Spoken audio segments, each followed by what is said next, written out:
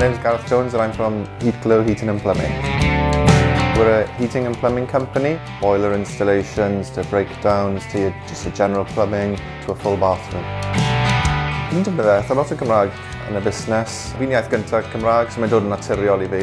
Fyny ble ni'n gweithio, allai siarad Cymraeg trwy dydd neu ddim o gwbl. Fi'n gwisgo'r bythodyn hyn fan hyn. Dyna ni'r logo Cymraeg ar y fan.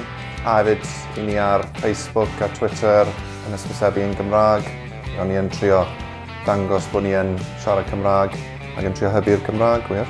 Yn sicr mae bwlch yn y farchnad yn Caerdydd ar gyfer rhoi gwasanaeth yn Gymraeg. Tua 40% o'n cwsmeriaid ni'n siarad Cymraeg, so mae'n ganran fawr iawn yn wedig yn Caerdydd o'n cwsmeriaid ni sydd moyn cael gwasanaeth trwy gyfrwng y Gymraeg. I think it's definitely worth using the language in business. You can definitely gain more customers from it. Definitely a gap in the market for Welsh language in Cardiff.